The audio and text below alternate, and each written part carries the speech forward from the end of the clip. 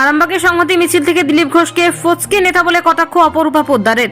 সর্বধর্ম সমন্বয়ে সংহতি মিছিল অনুষ্ঠিত হয়ে গেল সোমবার হুগলির আরামবাগে। তৃণমূলের পক্ষ থেকে সংহতি মিছিলের কর্মসূচি অনুষ্ঠিত হলো রাজ্যের পাশাপাশি হুগলির আরামবাগেও। আরামবাগের পল্লীশ্রী মোড় সংলগ্ন হেলিপ্যাড থেকে সংহতি মিছিলটি শুরু করে শহর পরিক্রমা করে। আরামবাগের বিভিন্ন সম্প্রদায়ের ধর্মগুরুরা সংহতি মিছিলে পা মেলান। উপস্থিত ছিলেন আরামবাগের মিয়াপাড়া বড় মসজিদের ইমাম, আরামবাগ এসডিএ চার্চের ফাদার, মন্দিরের পুরোহিত থেকে শুরু করে অন্যান্য ধর্মের ধর্মগুরুরা। এছাড়াও উপস্থিত ছিলেন আরামবাগ সাংসদ অপরূপা পোদ্দার, জেলা পরিষদের সহসভাধিপতি কৃষ্ণচন্দ্র সাঁতরা, পৌরসভার চেয়ারম্যান সমিত ভান্ডারী, আরামবাগ তৃণমূল কংগ্রেসের সাংগঠনিক জেলা চেয়ারম্যান তথা প্রাক্তন চেয়ারম্যান স্বপন নন্দী, আরামবাগ সাংগঠনিক জেলার যুব সভাপতি পলাশ রায়, ব্লক সভাপতি শম্ভুনাথ বেরা, পঞ্চায়েত সমিতির সভাপতি শিশির সরকার, ভাইস চেয়ারম্যান মমতা মুখার্জি সহ অন্যান্য ব্যক্তিবর্গ। পাশাপাশি এদিনের এই মিছিল থেকে আরামবাগ সাংসদ অপূর্বা পোদ্দার দিলীপ ঘোষকে ফচকে নেতা বলে কটাক্ষ করলেন। বিস্তারিত দেখুন।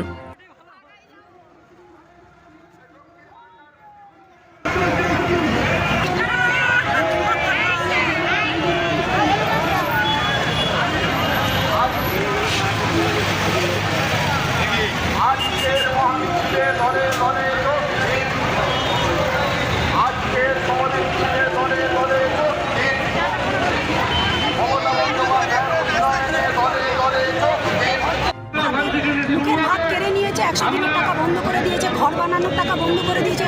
বাংলাকে বঞ্চিতর একটাই কারণ হচ্ছে যে বাংলার মুখ্যমন্ত্রীকে তারা ভোট দিয়ে 2021 সালে আবার 3 বারের জন্য মুখ্যমন্ত্রী করেছে। আর একটা কথা, যে এই আরামবাগের পবিত্র মাটিতে দাঁড়িয়ে দিলীপ ঘোষের মতো একটা ফচকে নেতা, সে একটা সাংসদ, কিন্তু তার কোনো দায়িত্ব জ্ঞান নেই। সে এসে এখানে বলে যাচ্ছে হিন্দুর বাচ্চা, রোহিঙ্গার বাচ্চা। তিনি কিসের বাচ্চা? তিনি কি RSS এর বাচ্চা? তার ডিএনএ আগে পরীক্ষা হওয়া দরকার। তিনি এইভাবে আরামবাগের মানুষকে এইভাবে অসম্মান করতে পারে না।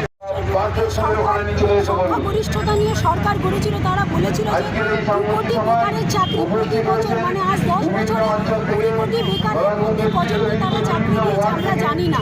আমরা জানি যে আমার মা বোনেদের এসএলের গ্যাসের দাম কোন জায়গায় পৌঁছেছে। নিত্য প্রয়োজনীয় জিনিসের থেকে নিয়ে যারা প্রতিশ্রুতি দিয়েছিল যে 2014 সালে সরকার আসার পর মাত্র 60 দিনের মাথায় সমস্ত সাধারণ মানুষের অ্যাকাউন্টে তারা কিন্তু 15 লক্ষ টাকা করে পৌঁছে দেবে, কিন্তু সেটা দেয়নি। যখন সাধারণ মানুষ তাদের কাছে যাচ্ছে তখন তারা ধর্মের নিরূপণ করে হিন্দু বাচ্চা বলে মুর্শিদার বুকে এই দিলীপ ঘোষ সম্বোধন করছে। আমি জানি না উনি কিসের বাচ্চা, ওনার ডিএনএ টেস্ট করা দরকার। উনি কখনো রোহিঙ্গার বাচ্চা বলে দিলীপ ঘোষ, কখনো হিন্দুর বাচ্চা বলে, এই ধরনের জিনিস বলে বাংলার শান্তি সম্প্রীতিকে পূর্ণ করতে পারবেন না। কারণ এই বাংলা রবীন্দ্র নজরুলের বাংলা। এই বাংলার মাটিতে দাঁড়িয়ে আজকে সমস্ত মানুষ এক হয়ে বাংলার মুখ্যমন্ত্রী যেভাবে আমাদের মাননীয় মুখ্যমন্ত্রী কালীঘাটে পুজো দিয়ে আজকে 3টার সময় আজকে সংহতি যাত্রা আরম্ভ করবেন। আমরাও আরামবাগে ডিস্ট্রিক্ট থেকে আমরা যে ওখানে আমাদের যাত্রা হবে, ওখানে যাত্রা